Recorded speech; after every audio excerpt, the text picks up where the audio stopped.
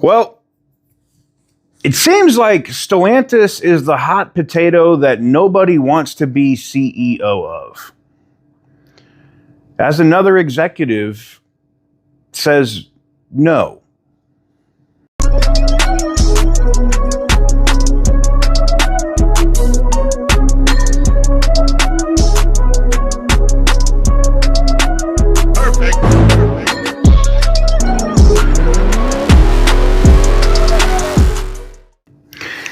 So, welcome on back to TK's Garage. Mike Manley, who's over at AutoNation right now, used to run FCA, and I thought there might be a possibility that they could bring him back to run Stellantis as a whole, because, again, the cash cow, the money that is made by Stellantis is made in the United States with Chrysler, Dodge, Jeep, and Ram. That is the majority of the money that the company makes.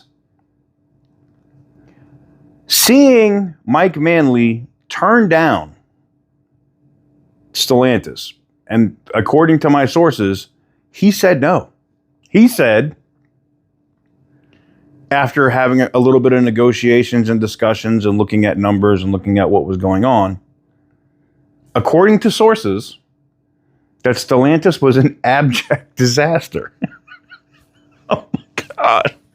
Now, could there be some magical thing where they promise him the moon and he ends up taking the job? I mean, money's money. I mean, if you're going to pay me $100 million to oversee the sinking of a ship, fine. Give me the $100 million. I'll get on a dinghy when it goes down. But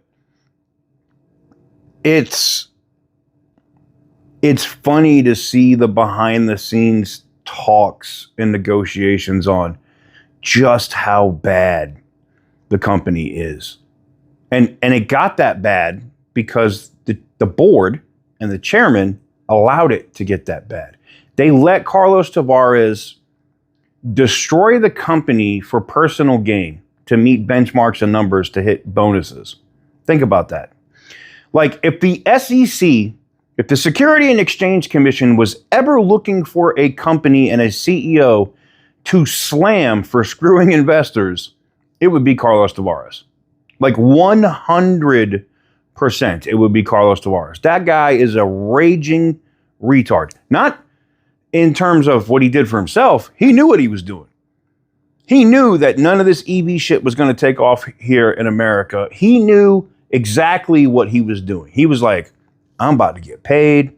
I'm going to get this money and I'm going to get up out of here.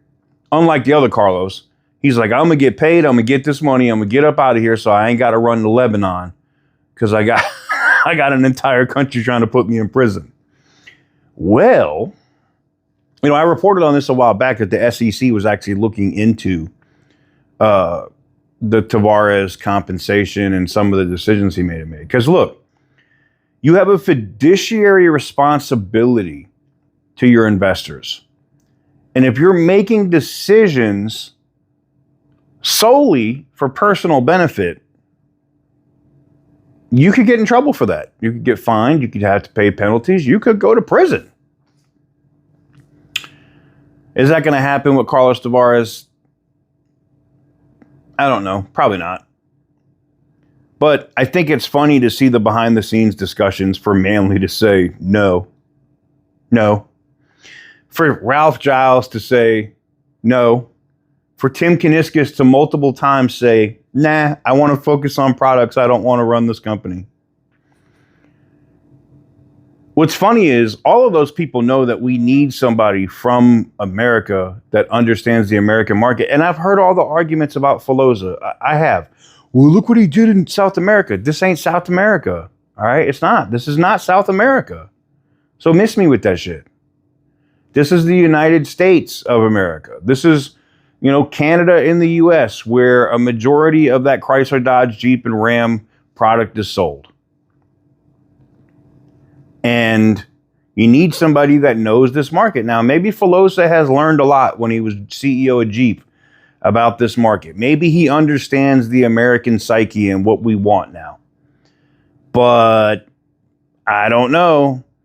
Anytime the V8 stuff is brought up to Filosa, he's never had anything positive to say about it. It's not like, what Matt McClear and Tim Kaniskis and Bob and other people have said, where they're like, V8s are not a bad word. Everybody wanted to keep the Hemi. Did Filosa want to keep the Hemi? That's a big question. Did Filosa want to keep the Hemi? But anyways, there's your news. Mike Manley wants nothing to do with that disaster. I think that's hilarious. And I've already seen this, right? I've seen like some of my sources saying that people at the company, like other people on the board of directors, are mad. Mad.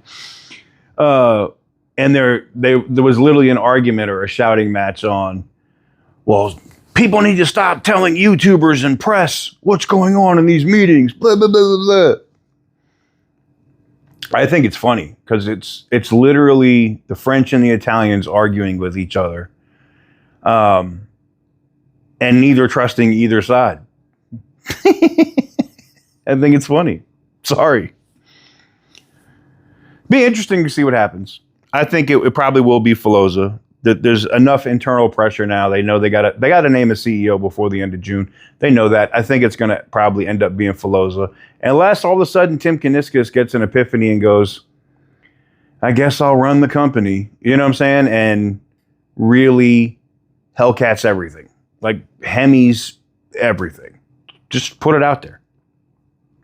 Let me know what you guys think in the comment section down below. Give the video a big thumbs up if you like what I do. What do you think about Mike Manley turning down consideration for CEO? I think it's pretty telling.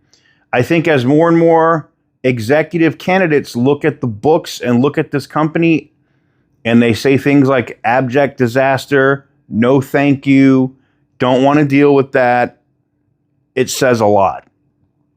I mean, it's also reflected in its stock price too. Anyways, as always, thank you very much for watching. I truly appreciate it. Should we get any other breaking news in the next 24 to 48 hours concerning who the next CEO is, I'll let you know. I just thought this was interesting to hear other people from the board kind of laughing and snickering, basically saying nobody wants to run this company. It's pretty funny. It's pretty funny. Stay petty, my friends.